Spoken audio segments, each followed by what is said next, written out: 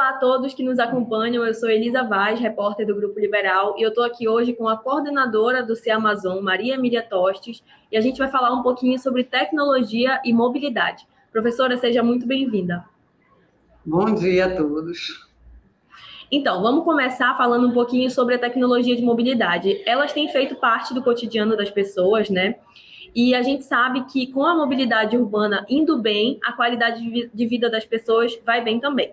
Então, primeiro, eu queria saber da senhora como a senhora acha que a gente está evoluindo nesse setor, né, de tecnologias dentro do setor de mobilidade. O setor de mobilidade está mudando muito na minha área, que é a área da engenharia elétrica. Então, nós estamos atualmente com um caminho sem volta, em que os veículos a combustão vão diminuir muito em quantidade, está vindo a mobilidade elétrica para os nossos veículos de uma forma geral. Então, muitas montadoras no mundo inteiro já disseram que não vão produzir novos designs para veículos que não sejam os veículos elétricos, carros elétricos e caminhões e outros veículos que são transportes de pessoas no dia a dia, cargas e etc. Então, a mobilidade elétrica é algo que está vindo para ficar. Então, na tecnologia mesmo, a grande mudança é tudo que envolve a inserção da mobilidade elétrica no mercado. Uhum. Então, a gente pode dizer que a mobilidade tem um futuro tecnológico, né? E como que a gente está se encaminhando aqui no Pará para isso? O estado do Pará teve o início da vinda da mobilidade elétrica mais recentemente, nos anos de 2018, 2019. Diferente do que tem acontecido ao longo do mundo, né? O primeiro corredor verde para o estado do Pará, quem trouxe foi aqui, a Universidade Federal do Pará, através do CEAmazon, onde nós colocamos carregadores elétricos aqui na universidade, em Belém, e em Castanhal, na universidade também, criando o primeiro corredor verde entre Belém e Castanhal. Então, estava disponível para o público eletropostos, para que o público pudesse começar a fazer carregamentos. Está um pouco mais devagar com relação a outras localidades. No Brasil, nós temos lá, lógico, São Paulo, que é um grande centro, que já está trocando boa parte da frota de ônibus de uso mesmo do dia a dia da população para ônibus elétricos. Já tinha o ônibus elétrico, né, o troller, carregado na hora do percurso, né, pelas redes elétricas que tem ao longo do caminho desses ônibus. E aqui no estado do Pará, a gente trouxe, foi a mobilidade através de baterias. Então, ônibus totalmente elétricos com baterias. A mobilidade elétrica, em substituição ao veículo a combustão, ela só deve vir se tiver uma fonte renovável para alimentar esses carregadores elétricos que vão alimentar as baterias que estão dentro dos veículos, né? Ou através de uma nova tecnologia como hidrogênio verde. Semana passada eu estava num evento em São Paulo que falava exatamente disso, de colocar o hidrogênio verde na mobilidade elétrica também. Então, a gente está com um boom de estudos, de pesquisas, de desenvolvimentos para mudar essa questão da tecnologia envolvendo o transporte público, o transporte individual. E aqui no estado do Pará está vindo para ficar também. A partir do momento que nós colocamos esses carregadores aqui dentro da universidade, várias pessoas começaram a se sentir incentivadas a comprar carro elétrico, porque tem como carregar aqui.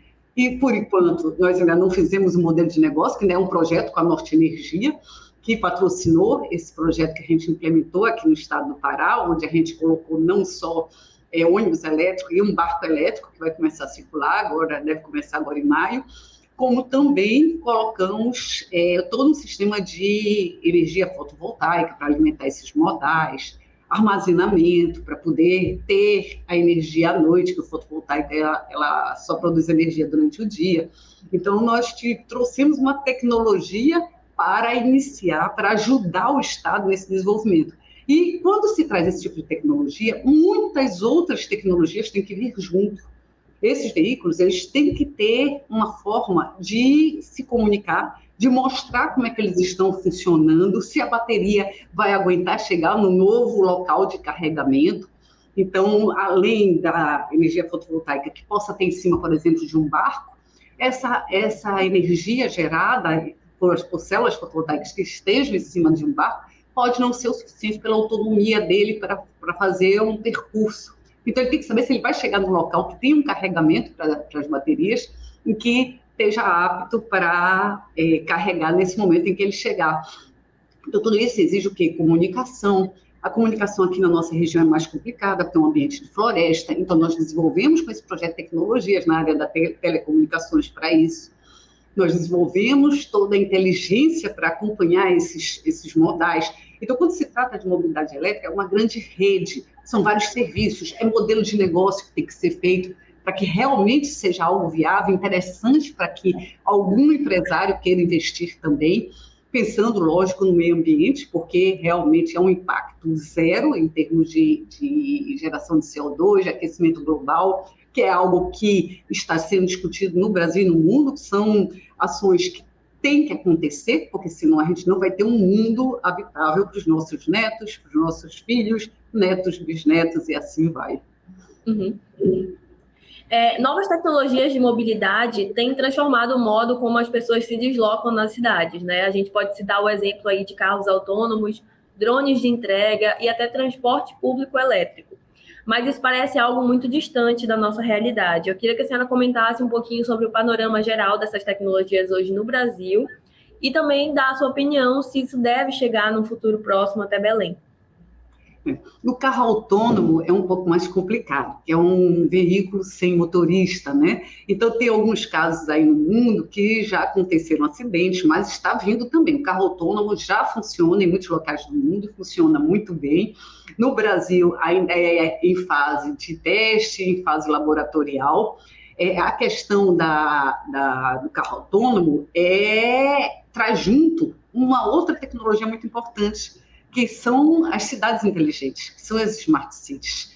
Então, mais uma vez, a gente fala o quê? De comunicação e de inteligência. Então, para ter um barco circulando aqui na nossa frente, na nossa orla, que nós temos tantas vias aquáticas, né? Tantos rios, os rios são nossas ruas aqui no estado do Pará. Então, para enxergar, a gente tem que ter tecnologia dentro desses barcos, sejam rabetas, sejam barcos grandes, para que esses modais possam realmente trafegar com segurança e não ficar deriva por faltar um carregamento, por exemplo. Então, o que acontece? Com relação aos carros autônomos, aí essa parte da tecnologia aumenta mais ainda. Então, a cidade tem que ter disponibilidade de Wi-Fi, de comunicação, de transmissão de dados em todo o local de percurso desse carro, porque esse carro tem que ser monitorado, tem que ser acompanhado, então tem que ser uma cidade realmente com tecnologias associadas às TIs.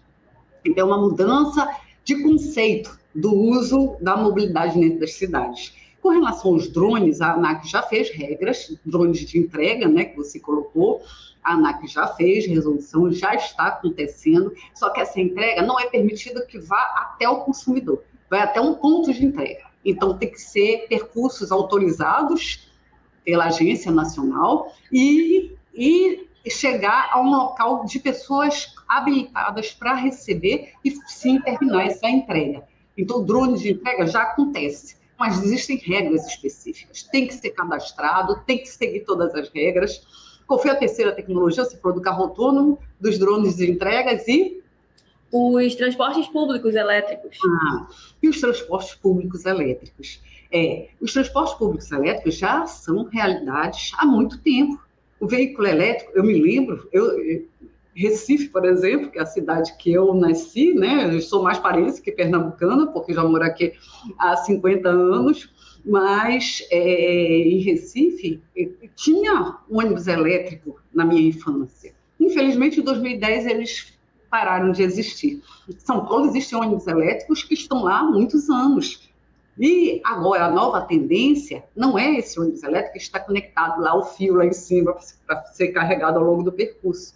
E sim vir os ônibus elétricos com baterias internas, baterias que têm autonomia para o percurso, até poder ser carregado de novo. com outras tecnologias que estão vindo, como eu citei há pouco, a questão do hidrogênio verde, que já está sendo estudado também para ser produzido, para colocar em veículos de transporte. E qual é a grande vantagem de se ter essas novas tecnologias? É que elas vão vir junto com uma tecnologia de comunicação. Vou dar um exemplo, mais uma vez, desse case que a gente colocou aqui na universidade, que é o que acontece no mundo em veículos elétricos que estão sendo acompanhados. Esses ônibus que estão aqui dentro da universidade, quem está dentro do ônibus tem internet o tempo todo. Então, para você ter ideia, tem alunos que vão para dentro do ônibus para trabalhar e ficam circulando. Então, o ônibus elétrico, ele vem junto com todo um sistema de comunicação e de Wi-Fi, de internet e inteligência. Nós desenvolvemos aqui várias orientações de trabalho de mestrado, de doutorado, de graduação dentro desse projeto da Norte Energia, e que nós podemos colocar online as pesquisas enxergando os dados que esse ônibus gera de eficiência. Então, a gente consegue ver nível de bateria, a gente consegue ver quando o ônibus está mais carregado ou menos carregado, quanto isso impacta na eficiência desse transporte. Então, um veículo elétrico traz junto também essa nova tendência que são das redes inteligentes, das cidades inteligentes, das edificações inteligentes. Por que as edificações? Porque os prédios agora, quando são construídos, eles já fazem até propaganda que vai ter ponto de carregamento elétrico. Então, o que acontece? As próprias edificações vão ter que começar a enxergar o quanto essa carga de carregamento de um veículo vai impactar na eficiência da edificação como um todo. Uhum. O nosso sistema elétrico nacional, ele é prioritariamente por hidroeletricidade. Então, é uma vantagem, porque é uma energia limpa, a energia por hidroeletricidade. Então, como é uma energia limpa, que não está emitindo CO2 no seu regime de funcionamento, né, é onde se tem que colocar os veículos elétricos, porque significa o quê? Que a carga, o carregamento que esse veículo vai ter é por uma fonte limpa. Só que, como nós fizemos na universidade, a gente, além de carregar dentro do sistema interligado nacional, que a energia é majoritariamente por hidroeletricidade, nós colocamos também todo um sistema fotovoltaico para atender o carregamento desses veículos, para não colocar uma carga a mais na universidade pelo carregamento adicional que ela já tem, e sim colocar algo que fosse renovável para atender a mobilidade elétrica aqui dentro. Então, quando se trata dessa mobilidade, dessa mudança na mobilidade urbana, para uma mobilidade com tecnologia elétrica, pensa junto nessa questão da sustentabilidade, na questão do meio ambiente, e se trazer uma energia renovável para ajudar nesse sistema como um todo. Uhum. A senhora citou, por exemplo, o ônibus elétrico lá em Recife, falou um pouquinho sobre cidades inteligentes, mas para que essas tecnologias cheguem de fato aqui no Pará, a gente está falando aí de quantos anos? A senhora diria décadas até? Não, eu acho que a ação é para ontem. A ação é para ontem. Aqui no estado do Pará, como em qualquer estado do Brasil, como no Brasil todo e como em qualquer país, essa vinda da mobilidade elétrica tem uma grande participação pelo poder público. Então, é o Estado que tem que fazer políticas direcionadas para a vinda da mobilidade elétrica. Tem países que teve total isenção de impostos, que ajudou a entrar na compra desses veículos, que ainda são mais caros que os veículos a combustão. Tá? Então, assim, um exemplo, na Noruega, quem tem um veículo a diesel, por exemplo, tem vergonha de dizer que tem um veículo a diesel, porque lá eles estão querendo colocar zero de veículo a combustão. Então, a gente vê a diferença, né, de panorama. E, assim, nos países desenvolvidos, os transportes, mesmo a combustão, eles já têm horário de saída, horário de chegada, então as pessoas sabem mais ou menos qual hora ela tem que estar ali naquela parada de ônibus. E isso a mobilidade elétrica traz junto para o nosso estado, pode trazer junto para o nosso estado. Aqui na universidade foi desenvolvido nesse projeto também, para que no celular a pessoa possa localizar onde é que está o veículo. Por quê? Porque se esse veículo está sendo monitorado, se vê a inteligência junto, então vem para os usuários poderem também se programar para pegar um veículo desse. Então, o Estado tem que fazer uma política para trazer a nível de cidade. Aqui foi feito um projeto com uma pequena cidade, a universidade que circula em torno de 50 mil pessoas, 55 mil pessoas, que não é pequena. Isso é fácil reproduzir em qualquer outra prefeitura. Paraopebas aqui já está em conversa conosco para a gente levar a mobilidade elétrica para Acanã dos Carajás.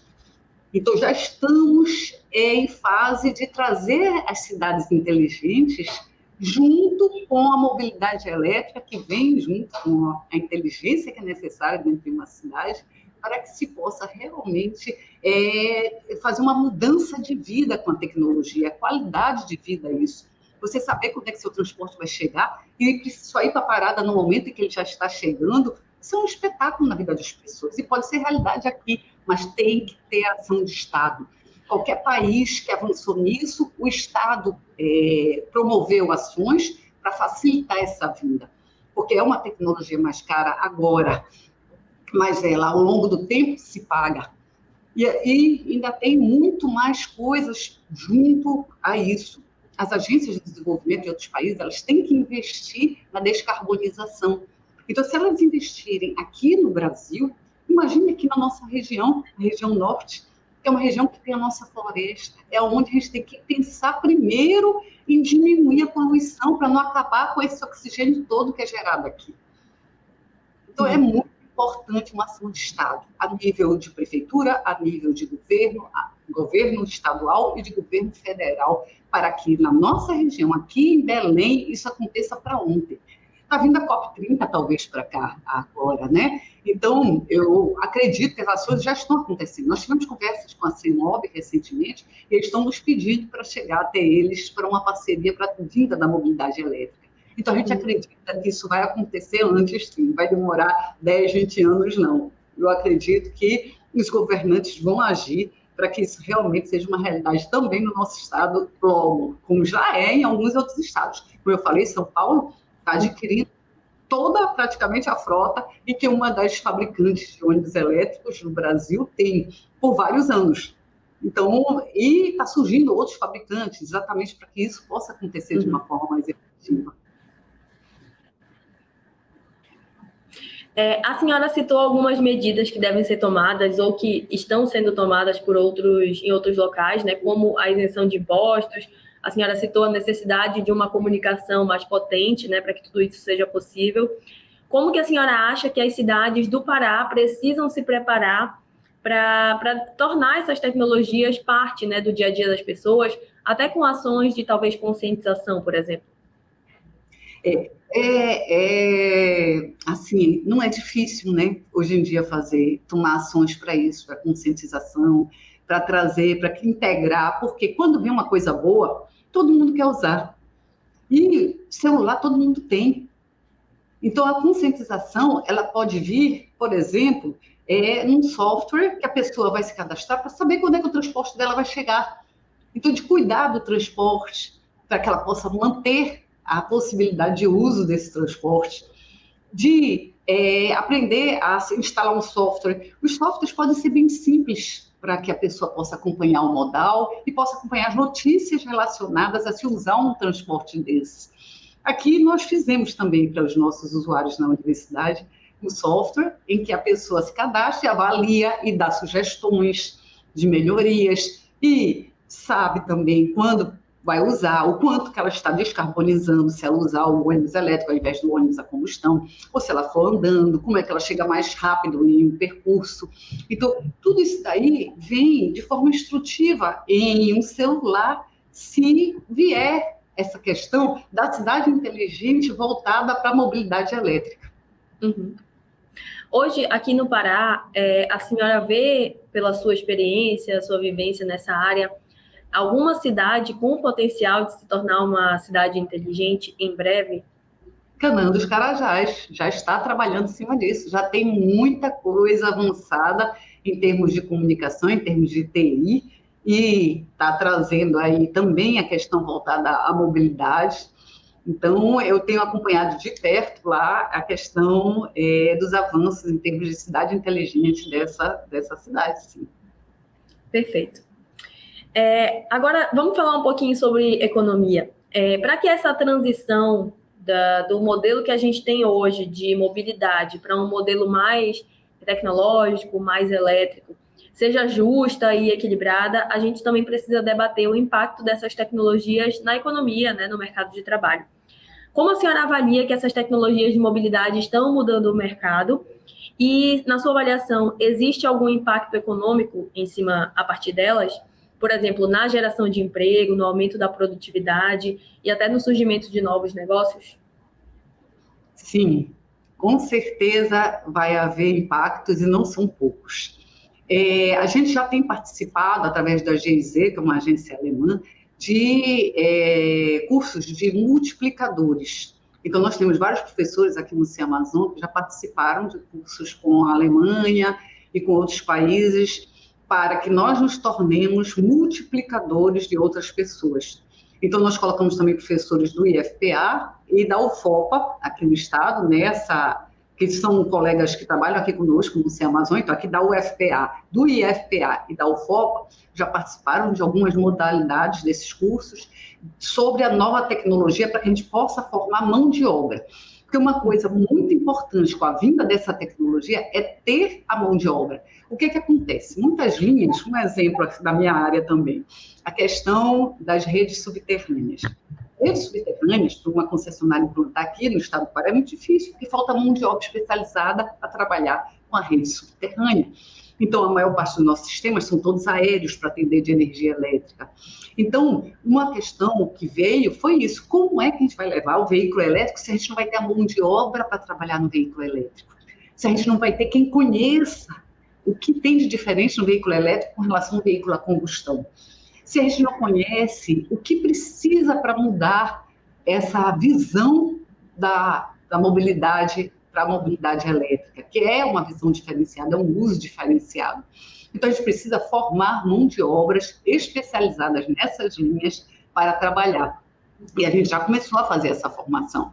Nosso curso de graduação de Engenharia Elétrica, aqui da UFPA e da pós-graduação, não só de elétrica, mas também temos feito isso dentro da arquitetura, porque muda também em termos arquitetônicos as edificações para atender esses carregadores elétricos, muda na parte mecânica, então curso de engenharia elétrica, a gente também já tem alunos sendo treinados para isso, então a gente já mudou aqui dentro da UFPA o perfil de formação para ter esse novo profissional, que vai atender um novo mercado que está vindo para ficar. Se nós não formos atrás, a gente vai ter dificuldade no futuro para comprar um veículo a combustão, porque as montadoras estão voltadas para a mobilidade elétrica por esse boom que tem que vir de mudança na questão da sustentabilidade do nosso planeta, desse 1,5 grau que a gente não pode atingir para não acabar com o nosso planeta, esse acréscimo de temperatura mundial. Então, vai ser, sim, uma nova linha de trabalho que vai surgir. Já está surgindo, não vai surgir não, já está surgindo. Aqui mesmo na universidade nós já temos veículos que precisam de manutenção. Então a gente já está tendo que formar pessoas que trabalham na manutenção desses veículos da universidade para atender os veículos elétricos. Então já começou. Então eu acho que a gente tem que isso, trazer novos cursos, trazer uma nova tendência para cá, para o Estado, que já está chegando, mas talvez a gente tenha que abranger muito mais parceiros nisso daí. Sim. E a gente tem também um viés negativo, né, no sentido de que a tecnologia, sempre se fala isso, né, que a tecnologia vai roubar o emprego de seres humanos. A senhora acha que isso é possível? Ou com a tecnologia, na verdade, o tipo de emprego muda, mas não acaba com o emprego de seres humanos? Tipo assim, a gente vai, por exemplo, carros autônomos, não vai precisar de motorista, mas, em compensação, vai precisar de pessoas que entendam daquela tecnologia. Pois é. Isso daí é uma coisa que é muito mais amplo, né? A abrangência. O que acontece é o seguinte: nós temos que verticalizar os nossos processos. A gente tem que parar de ser aquela mão de obra bruta, que extrai, manda para o exterior e depois compra o produto muito mais caro, que a matéria-prima toda surgiu aqui no Brasil, mas foi processado fora para poder vir pronto para cá. Então, a gente tem que verticalizar isso. Pelo contrário, a gente forma pessoas para ter um trabalho que é mais intelectual do que físico. É isso que muda com a vinda da tecnologia, com a vinda do estudo, com a vinda da educação. Então, isso daí já é uma questão mais voltada para o investimento na educação, na formação de pessoas para uma ação que é mais humana, que é uma ação intelectual, para que a pessoa possa realmente trabalhar nas áreas que trazem qualidade de vida para elas mesmas como seres humanos. Uhum. Então, quando a gente coloca algo voltado para a mobilidade, coloca as máquinas fazendo trabalhos mais pesados, a gente traz qualidade de vida para a gente. Mas, se o nosso país não avançar em termos de verticalização, em termos da educação, da melhoria na educação e na formação das pessoas, a gente vai continuar perdendo emprego. Uhum. E continuar comprando as coisas que saem do Brasil e vão para fora e voltam muito mais caras. Uhum. Então, é algo muito mais profundo. Mas sim, não tem essa de tirar o emprego, não. Nada que está voltado para a melhoria da qualidade de vida, para o estudo, para a educação, para o avanço, traz pioria em qualidade de vida ou desemprego. Perfeito, professora. E agora, para a gente se encaminhar para o fim, eu queria que a senhora falasse um pouquinho sobre o seu projeto e também sobre essa nova área que a senhora está estudando, que eu já fiquei sabendo, sobre barcos elétricos, né? Que a senhora quer implantar esse novo modelo igual ao de ônibus que já estão em vigor aí na UFPA. Queria que a senhora falasse um pouquinho sobre isso, como esses barcos podem melhorar a qualidade de vida da população ribeirinha, né? Que a gente tem muito aqui na Amazônia. Pois é.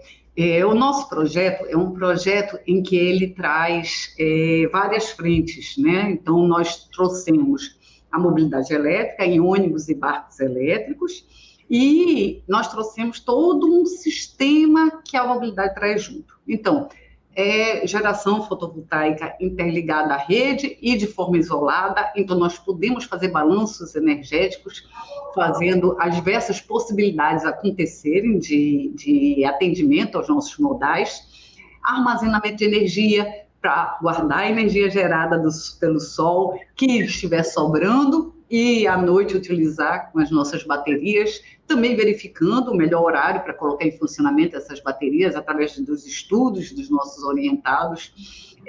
Nós trouxemos toda a parte de comunicação em ambiente de floresta, porque o ambiente de floresta, ele realmente impede, então as árvores, elas terminam sendo um bloqueio para a passagem das ondas que são necessárias para se ter a comunicação. Então, uma equipe aqui de um laboratório, que é o LCT, desenvolveu tecnologias para que se possa ter a propagação, para que se possa verificar como propagar os sinais e a internet funcionar o tempo todo, em todo o percurso dos ônibus, que aqui a universidade é muito grande, né?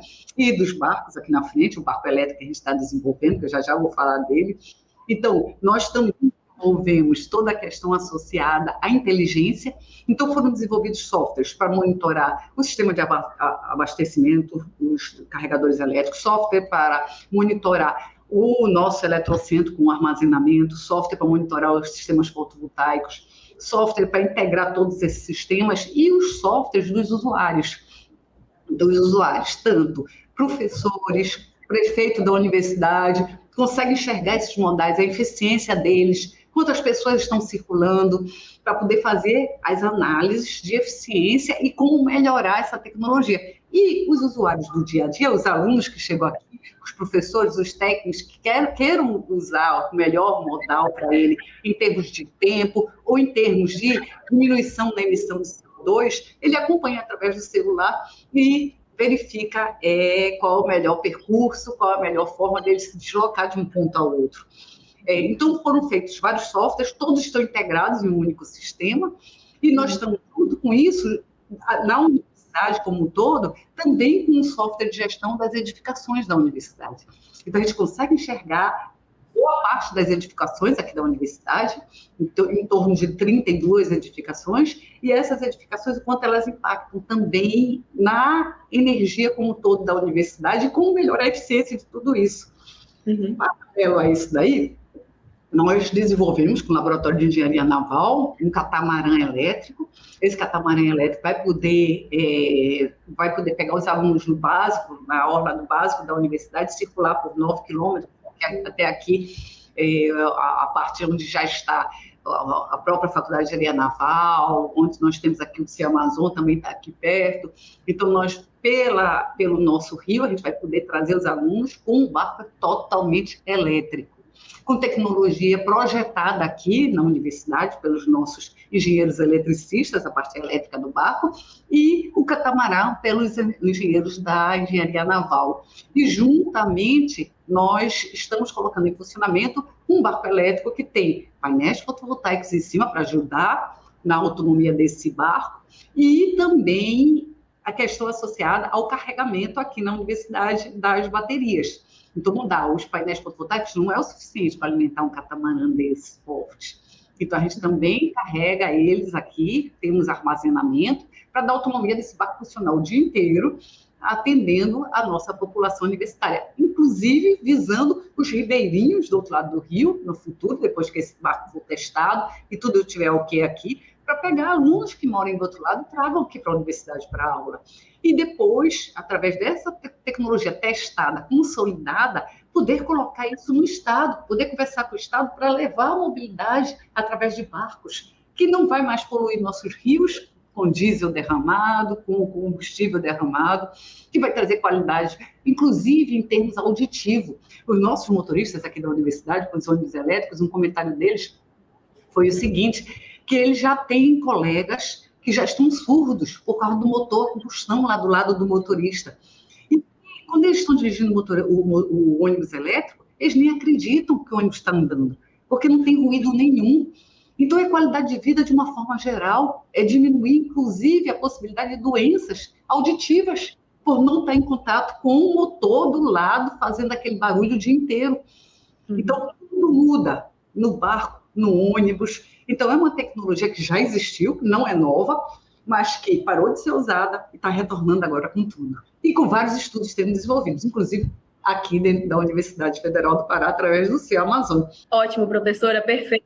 Parabéns pelo trabalho. Muito obrigada por ter aceitado essa entrevista e por ter participado na nossa matéria aqui do Grupo Liberal. Obrigada a todos por terem ouvido e por ter me dado essa oportunidade de divulgar um pouco do que a gente faz.